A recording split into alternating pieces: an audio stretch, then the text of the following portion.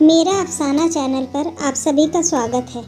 दिल्ली से वाराणसी चली शिव गंगा एक्सप्रेस अपनी पूरी रफ्तार से अपने गंतव्य की ओर जा रही थी। ट्रेन की उसी रफ्तार से मनीन्द्र प्रकाश का मन भी भाग रहा था, ख्यालों के साथ, बार बार बनते बिगड़ते विचारों के साथ। कभी उसे लगता कि वो खामखाई परेशान हो रहा है। आजकल अपनी मनपसंद लड़की से शादी करना कोई बड़ी बात थोड़ी न रह गई है। उसके कितने ही दोस्त अपनी पसंद की लड़की से शादी कर भी चुके हैं और कुछ करने की तैयारी में हैं। सब कुछ मज़े में है। उन सबको देखकर ही तो प्रकाश को भी हिम्मत आई कि वह भी अपने मन की कर गुजरे।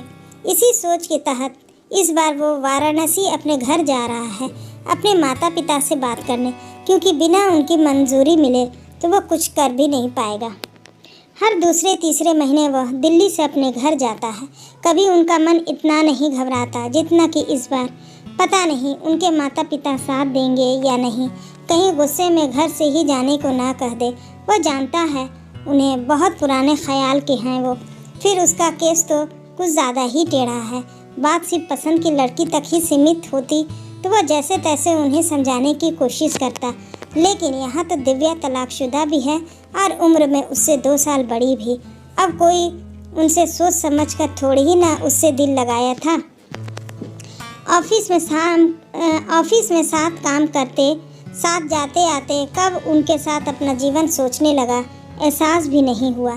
फिर दिव्या ने ही एक दिन उसे बताया था वो तलाकशुदा है। शादी के 1 साल बाद ही उसका गौरव से तलाक हो गया था। इस 1 साल के वैवाहिक जीवन को किस तरह उसने पल पल करके मर के काटा है वो वही जानती है। दहेज के लालची ससुराल वाले के तानों और प्रताड़नाओं के चलते एक दिन बस वो जैसे तैसे अपने मायके आ ही गई। पढ़ी लिखी तो थी ही, नौकरी भी लग गई। दिव्या के दिल दहलाने वाले किस्से सुन सुन कर तो प्रकाश ने बस ठान ही लिया था वह इसी से ही शादी करेगा, उनके जीवन की खुशियों से भर देगा। दिव्या ने बहुत समझाया कि वह उसके लिए परेशान ना हो, किसी और अच्छी लड़की से शादी कर ले। उसकी किस्मत में तो जो था वो मिल गया उसे। वह प्रकाश कहाँ मानने वाला था। हाँ, बस उसे अपने माता पिता की चिंता थी। उन्हें कैसे समझाएगा, कैसे राज़ी करेगा इस शादी के लिए। इन्हीं सब विचार से जूझते उलझते वो करवटें बदलता रहा।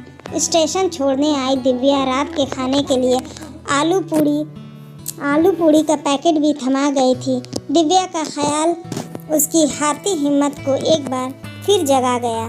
बस फिर उसने सब नकारात्मक ख्यालों को खुद से झटकने की पूरी कोशिश की।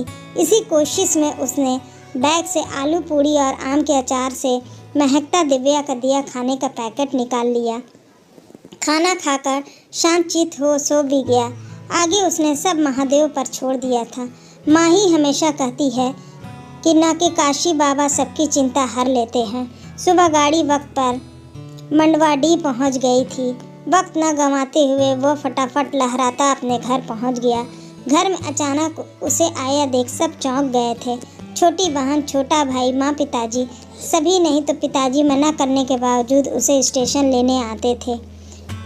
प्यार मनोहार से नाश्ता वास्ता कराने के बाद सबके पूछने पर आखिरकार उसे अपने अचानक आने का मकसद बताना ही पड़ा, और जैसा कि उसे पता था वैसा ही रिएक्ट किया। सब ने सुनते ही जहां बहन भाई अचरज से उसे ताकने लगे। माँ के मुंह से हैरत से निकला, क्या कह रहे हो प्रकाश, दिमाग तो ठिकाने है ना तुम्हारा। पिताजी आंखों से आग उगलते हुए बोले, इसलिए शहर भेजे थे क्या तुमको?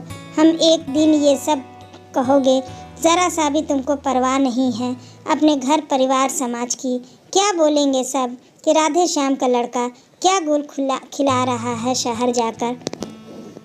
पिताजी, इसमें गुल खिलाने जैसा क्या है बताइए तो। एक लड़की को हमारी वजह से थोड़ी खुशियाँ ही तो मिल जाएगी ना। शादी तो हमको करनी ही है ना। अगर इससे कर लेंगे तो क्या अनर्थ हो जाएगा। प्रकाश अपने माता पिता के सामने इतना ही बोल गया, उसे खुद भी भरोसा नहीं हो रहा था। अनर्थ? तुम अनर्थ की बात करते हो? कांड हो जाएगा पूरा बिरादरी में कांड। कोई आएगा नहीं आगे तुम्हारी बहन से शादी करने। बोलो मंजूर है बहन की खुशियों को मार के अपनी मनमानी करने की। पिताजी के शब्द जैसे गुस्से में धधक रहे थे। बेटा, तुमको पूरी दुनिया में एक यही लड़की मिली, तलाकशुदा, उम्र में इतनी बड़ी। कभी अपने से बड़ी उम्र की लड़की से भी किसी लड़के को शादी करते देखा है क्या? माँ ने पिताजी का समर्थन किया। क्यों नहीं माँ, खूब होती है। जब अपनी उम्र से दुगने तिगुने लड़के से लड़कियों की शादी हो सकती है तो लड़के क्यों नहीं कर सकते अपने से बड़ी लड़की से शादी? मैं उम्र छोटी बड़ी देखूं, शादीशुदा और तलाकशुदा देखूं, कि यह देखूं कि वह कितनी अच्छी, सुघड़, होशियार और हर हाल में मेरा साथ निभाने वाली है। बड़ों के आगे एक बार मुंह खुल जाए तो बस फिर खुल ही जाता है। लिहाज और पर्दा जब तक ढका रहे तभी तक बस। आज प्रकाश का वो लिहाज ख़त्म हो ही गया था। लोगों की सोच बदल रही है माँ।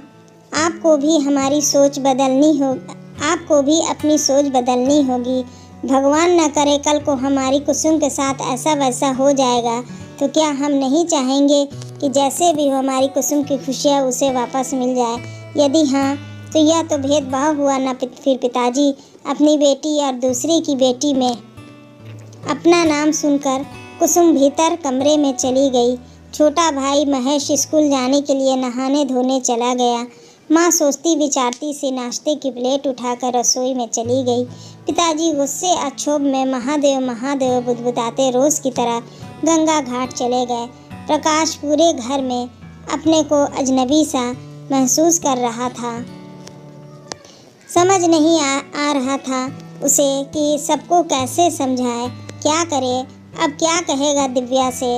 इन्हीं सब सोच में खोए खोए जैसे तैसे वह भी उठा, नहाया धोया, फिर कुछ देर मन बहलाने के लिए घूमने निकल पड़ा। पहले अपने दोस्त पवन और शंकर से मिलने लंका चला गया, फिर उनके साथ 80 घाट चला गया। तीनों दोस्तों ने काफ़ी समय बाद नौका विहार भी किया। अक्टूबर महीने की हल्की हल्की ठंडी हवा, घाट पर बस्ती मंदिर की घंटियाँ, दोस्तों की हंसी ठिठोली, कुछ देर के लिए वाकई सब परेशानी भूल गया। वहीं से फिर वह काशी विश्वनाथ मंदिर भी चला गया। शायद महादेव ही उसके दिल की चाह जान ले और माता पिता का मन बदल दे। फिर देर शाम सप्तर्षि आरती, दीनानाथ की चाट वगैरह खाने के बाद भी घर पहुंचा। यूँ तो 9 ही बजे थे, लेकिन घर में सब जल्दी ही सोने की तैयारी करने लगते हैं। भाई बहन ज़रूर अपनी पढ़ाई वगैरह या मोबाइल फ़ोन में उलझे रहते हैं। घर का माहौल थोड़ा शांत सा भी हो गया था, नहीं तो पिताजी उससे दुनिया भर की बातें करते थे। उन्हें दुख देने का बुरा तो लग रहा था प्रकाश को, लेकिन अब बदलते समय के साथ उनको भी तो अपनी सोच बदलनी चाहिए ना। खैर, हफ्ते भर की छुट्टी लेकर आया था, इसलिए बिना मन के भी घर में रहना ही था। माँ पिताजी दोनों में से कोई भी बात नहीं कर रहा था, बस रोज़ घाट, दोस्त और काशी विश्वनाथ मंदिर जाकर वक्त बिता रहा था। एक रोज़ सारनाथ भी हो आया था। रोज़ एक ही प्रार्थना, एक ही चाह कि बस दिव्या को अपना ले घर के सभी। इन्हीं ख्यालों में बीते बीते उसके जाने का दिन भी आ गया। वापस जाते बेटे के साथ माँ पिताजी का प्यार भी उमड़ पड़ा। माँ ने रात ही बेसन के लड्डू और मठरी बनाए थे।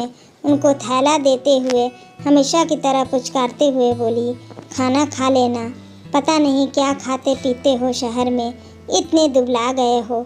थोड़ी देसी घी भी रखे हैं, खा लिया करो दाल में ऊपर से डालकर, दिमाग तर रहेगा। जाने क्या क्या सोचते रहते हो।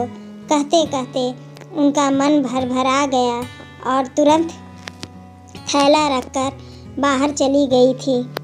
हर बार की तरह इस बार फिर पिताजी स्टेशन साथ चलने को तैयार थे। वो मना करना चाहता था मगर नहीं कर सका। स्टेशन पर खड़ी ट्रेन में अपनी सीट खोजकर वो बैठ गया था। पिताजी बाहर उसकी खिड़की के पास ही खड़े थे। उनका स्नेह देखकर प्रकाश से रहा नहीं गया। बोला, आप चले जाओ पिताजी, अब तो मैं आराम से बैठ ही गया हूँ। हाँ, चले जाएंगे। कहना बहुत आसान होता है बबुआ, बाप बनोगे तब जानोगे कि कितना मुश्किल होता है अपने बच्चे को दुखी देखना। तुम्हारी माँ ने इन दिनों समझाया हमें बहुत कि बच्चों की खुशी में ही हमारी खुशी होनी चाहिए। समय बदल रहा है और उनके साथ हम सबको अपनी सोच भी बदलनी चाहिए। वैसे भी हम अपनी पसंद तुम पर थोप दें और तुम खुश ना रहो, तब रिश्ते प्यार से ही निभते हैं और ज़ोर ज़बरदस्ती से नहीं। हम जानते हैं बेटा, पिताजी काफ़ी भावुक हो रहे थे। कुसुम के बारे में भी तुमने सच कहा था बेटा। अपनी बेटी को भी हम कभी दुखी नहीं देखना चाहेंगे, हर हाल में उसकी खुशी ही चाहेंगे। तो जब अपनी बेटी को हम खुश देखना चाहते हैं तो दूसरे के लिए भी उनकी बेटी की खुशी मायने रखती है। तो चाहे फिर वो तलाकशुदा हो, उम्र में बड़ी हो या फिर कोई और कारण। थोड़ा देर से समझे, मगर तुम्हारी और तुम्हारी माँ की बात समझ गए हम बेटा। पिताजी, हैरत से प्रकाश के मुंह से बस इतना ही निकल सका। तभी गाड़ी के चलने का संकेत कर दिया। खिड़की के भीतर से प्रकाश का हाथ थाम कर बोले, पिताजी। पिताजी करता रहेगा या जल्दी से जाके बहू को हमसे मिलवाने की तैयारी भी करेगा। हम सब जानते हैं जल्दी तुम्हारे पास आने का। प्रकाश खुशी में जी पिताजी ही कहता रह गया। गाड़ी वाराणसी जंक्शन से चलने लगी थी, प्यार की नई मंजिल की ओर। अपनों के स्नेह के साथ पिताजी उनके ओझल होने तक का हाथ हिलाकर उसे विदा करते रहे। तो दोस्तों, आपको ये कहानी कैसी लगी कमेंट बॉक्स में ज़रूर बताइएगा। और हाँ, आप हमारे चैनल को सब्सक्राइब भी कर लीजिएगा। कहानी पढ़ने और सुनने के लिए अब आप सभी का दिल से धन्यवाद।